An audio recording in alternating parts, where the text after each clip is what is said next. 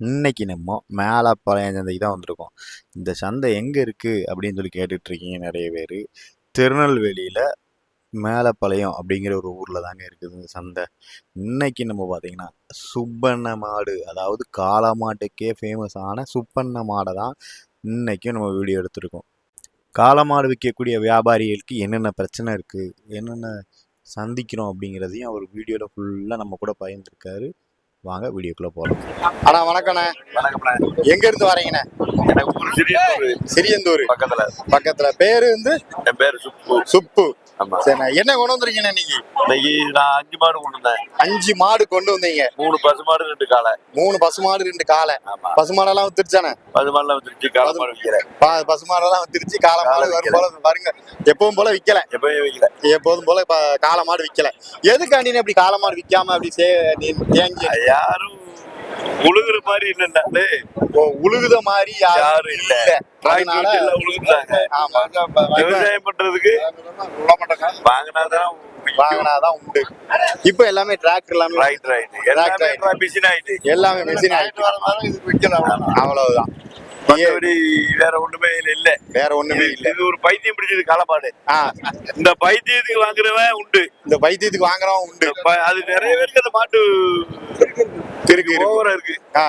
அவங்க வாங்கினாதான் உண்டு. மறுபடி வேடிக்கை பார்க்க நிறைய பேர் வராங்க. வேடிக்கை பார்க்க மட்டும் நிறைய பேர் வராங்க. அது யாரும் வாங்க மாட்டாங்க. இன்னைக்கு யாரெல்லாம் வந்திருக்கா வேடிக்கை பார்க்க? இன்னைக்கு ஏகப்படும் இருக்கா. சந்தையில 3/4 ஆள் இருக்காங்க. சந்தையில 3/4 ஆள் வேடிக்கை பார்க்க தான் வந்திருக்காங்க. சரிண்ணா. அரை விலைக்கு கேக்குது. அரை விலைக்கு கேக்குறது. ஆமா, நான் 70 காணும்னா 55 கேக்குது, நான் 60 கேக்குது. அவ்வளவுக்கு தான் கேக்குறது. ஏன்னா அவரு மாடு வேண்டாம், அவங்களுக்கு வேண்டாம் அப்படிங்கிற. அப்ப அதனால அவங்க இப்ப கேட்டுட்டு போறதுதான். ஆனா நீங்க இவ்வளவு கஷ்டப்பட்டு விக்கிறதுக்கு போல வெட்டுக்கு எதுவும் கொடுக்கலாமா? வெட்டுக்கு இந்த மாதிரி மாட்டை கொடுக்க முடியாது. இந்த மாதிரி மாட்டை கொடுத்துட்டேன். வெட்டு மாட்டை கொடுத்துட்டீங்க. இந்த மாதிரி மாட்டை வெட்டி கொடுக்க முடியாது. கொடுக்க மாட்டீங்க. ஆமா. சரிண்ணா. இது என்ன ரேட்டு சொல்லிக்கிட்டு இருக்கீங்கண்ணா? இது இப்போ 90 ரூபாய்க்கு மேல வந்தா கொடுத்துடலாம். 90 ரூபாய்க்கு மேல வந்தா கொடுத்துடலாம். 85 ரூபாய்க்கு கேட்காங்க. 85 ரூபாய்க்கு தான் கேட்காங்க. ஓடுதாங்க. அதுக்கு நிக்கல. சரிண்ணா. இது என்ன வகையை சார்ந்ததுன்னு? இது காங்கேயத்து மாடு தான். இது காங்கேயம், பியூர் காங்கேயம் தானா? கிராஸ் மாடு தான் அண்ணா. என்ன எப்படிண்ணா ரேஸுக்கு யூஸ் பண்ணலாமா இல்ல என்னத்துக்கு? உழவு வண்டி. ஆமா,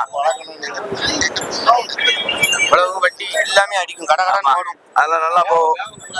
ஆமா, இந்த சேஷ்டம் அங்கே கலவாங்கலை மாதிரி அழிதாங்க. சேஷ்டம் அங்கே கலைதா.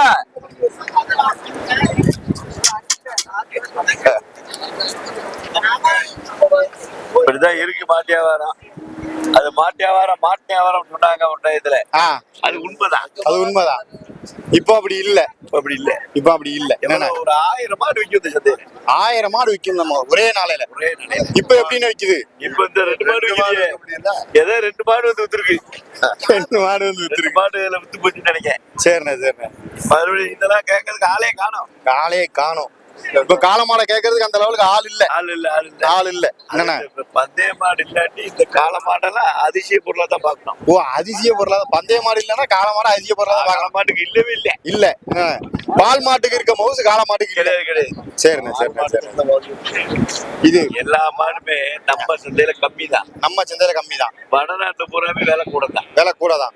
ஆமா, இங்க மேலப்பாளையம் சந்தையில எப்போதும் ரேட் கம்மி தான். எப்போதுமே கம்மி தான். அங்க இருந்து மாடு வெட்டு மாடு வாங்கி வந்தோம்னா இங்க விக்க முடியாது. 1000 தள்ளி தான் விற்கும். சரி. முதலுக்கு இருக்கு. புரியுதுண்ணா. சரி, 2 பசுமாடு வாங்கி முதலுக்கு மட்டும் தான் வச்சிருக்கீங்க. முதல்ல வண்டி வாடகை